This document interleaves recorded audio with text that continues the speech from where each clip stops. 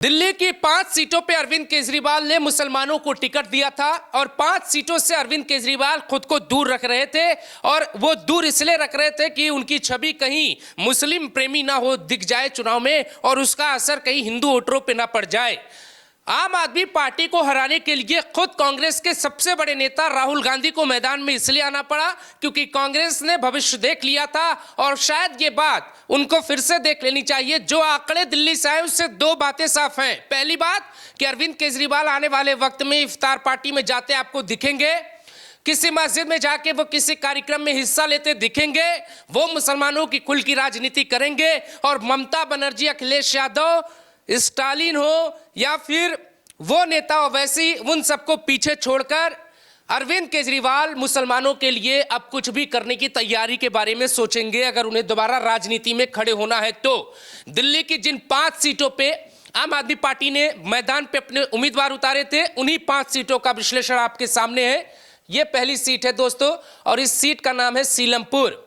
सीलमपुर जो है काफी संवेदनशील इलाका दिल्ली का है और वहां पे वोटिंग के दौरान बुर्के में वोट देने का प्रकरण आया था। ऐसा कहा जा रहा था कि भारी संख्या में एक महिला ने 4 से 5 बार वोट किया। जो परिणाम है वो आपके सामने है।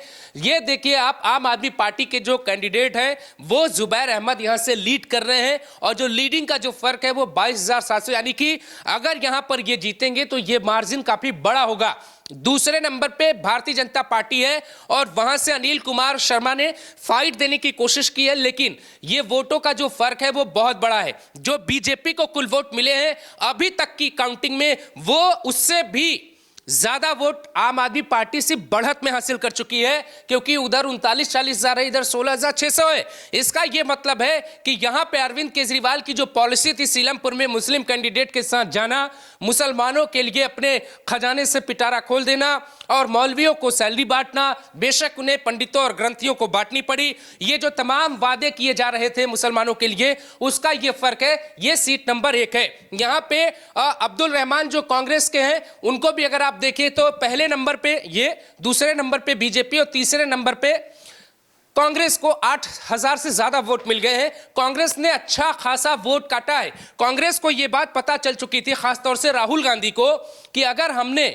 केजरीवाल को चुनाव मैदान में नहीं मात दी तो आने वाले वक्त में राहुल गांधी नरेंद्र मोदी से बाद में लड़ते, पहले अरविंद केजरीवाल से लड़ते। यह कहानी सब जानते थे। अब सीट नंबर 2, सीट का नाम है मटिया महल।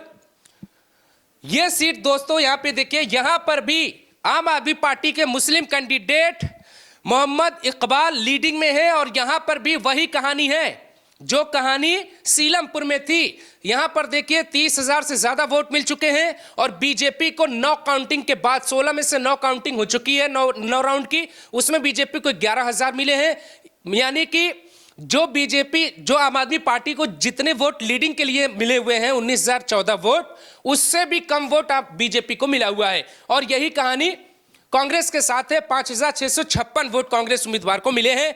आम आदमी पार्टी की जो स्कीम थी, जो मुसलमानों ने समझा कि राहुल गांधी पे ना भरोसा करके केजरीवाल पे भरोसा करते हैं, वो भरोसा आपको इस चुनावी नतीजे में साफ तौर पे दिखाई दे रहा है। इसी बात का डर राहुल गांधी को हो गया था, इसीलिए राहुल गांधी अरविंद केजरीवाल पे सीधा प्रहार करने लगे, यमुना के मुद्दे पे केजरीवाल को घेरने लगे, झुग्गी बस्तियों में जाने लगे, पानी का सवाल उठाने लगे, उनके वीआईपी बनने का सवाल उठाने लगे, क्योंकि कांग्रेस का जो मुस्लिम वोटर कैडर माना जाता है, मुस्लिम वोटर कांग्रेस का खास कैडर माना जाता है, वो कैडर आपको साफ तौर पे आम आदमी पार्टी की तरफ मूव होता दिखाई दिया है। ये स्विंग नहीं है, पूरी तरह से मूव हो गया है। अब तीसरे सीट की बात करते हैं। हमारी जो तीसरी सीट है जिसपे आम आदमी पार्टी ने मुस्लिम कैंडिडेट उतारा था, उस सीट को अगर आप देखिए तो ये बल्लीरामन जगह है विधानसभा और वहां पे अभी तक 10 राउंड की काउंटिंग हो चुकी है, 2 राउंड की काउंटिंग बाकी है। लगभग जीत यहां पे सुनिश्चित हो चुकी है, बस उनको बस पेपर की जरूरत है।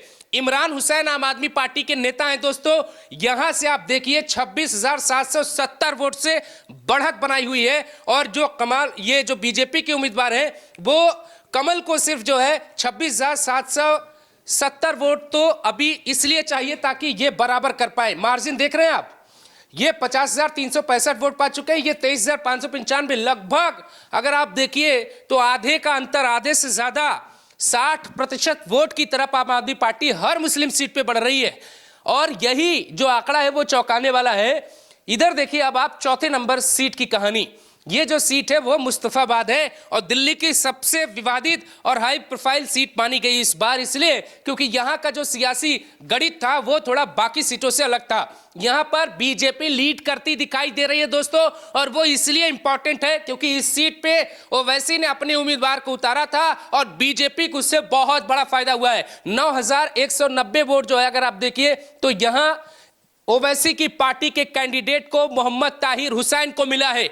ये 9000 वोट अगर आम आदमी पार्टी को मिल जाते तो आम आदमी पार्टी का वोट हो जाता लगभग 38,000 दोस्तों, और बीजेपी जो है वो है अभी 72,664 पे। आप अंदाजा लगाइए कि यहां पे वोट काटने का काम किया ताहिर हुसैन ने। दूसरा, आदिल अहमद खान को लोगों ने पसंद नहीं किया। तीसरा, यहां पे जो बीजेपी ने उत्तराखंड होने, क्योंकि इस सीट उत्तराखंड के लोगों की संख्या ज्यादा है, उसका जो फायदा उठाया, मोहन सिंह बिष्ट को उतारा और ये सीट जो है बीजेपी बम्पर मतों से जीत रही है। ये कुछ वैसे ही नतीजे होंगे जैसे कुंदरकी में योगी आदित्यनाथ ने समाजवादी पार्टी को हराया था, ठीक वही नतीजा आगे की तरफ बढ़ रहा। 42,000 वोटों से ज्यादा बढ़त बनाए हुए बीजेपी। और अगर आप देखेंगे कि आम आदमी पार्टी और एआईएम के बीच जो टक्कर हुई है, उन दोनों वोटों को जोड़ देंगे, इसके अलावा कांग्रेस का भी वोट जोड़ देंगे, उससे भी ज्यादा वोट बीजेपी को मिला है। तो यहां बीजेपी ने एक बार फिर यह साबित किया कि मुस्लिम गढ़ में घुसेंगे कैसे? ओवैसी से मिलेंगे कैसे? पर्दे के पीछे, और बाहर आके सारी गणित आपको समझाई जाएगी, क्योंकि ये अमित शाह का चक्रव्यूह है भाई, बचना बहुत मुश्किल है उससे। अब देखिए ये एक और सीट है आपके सामने, ये ओखला का गणित है। ये इंपॉर्टेंट इसलिए पांचों सीटें हैं क्योंकि आम आदमी पार्टी ने 5 सीट पे ही मुस्लिम कैंडिडेट उतारे थे। ये जो 5वीं सीट है ओखला, उसमें अगर आप देखिए तो आम आदमी पार्टी ने लीड कर लिया है और लीडिंग का जो अंतर है वो काफी है, 10,000 वोटों से आगे है। यहां पर जो एआईएम है, बहुत ध्यान से दर्शकों समझिए ओवैसी का रोल भारतीय राजनीति में क्या हो गया है।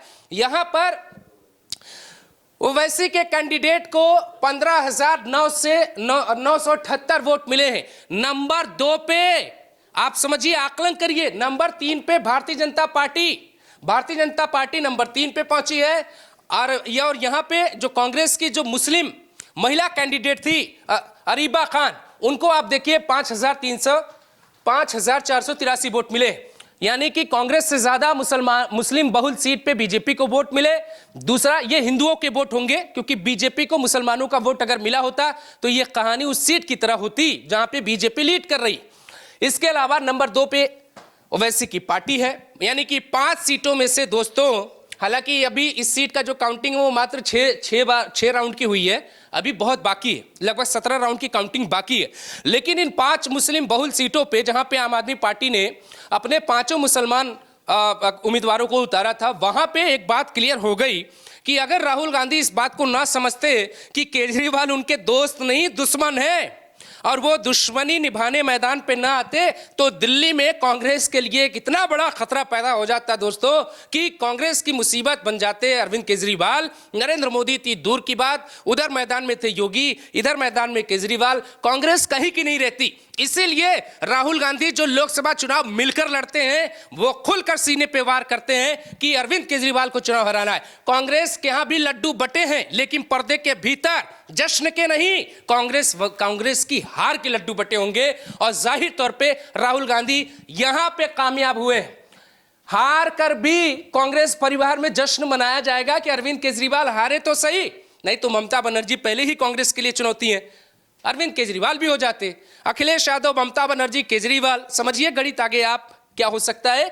तो मुसलमानों के लिए एक और नेता तैयार हो गया है, नाम है अरविंद केजरीवाल। सियासत दिलचस्प होती जा रही है, मुस्लिम गढ़ में बीजेपी की भी एंट्री हो रही है, कभी कुंदर की तो कभी दिल्ली।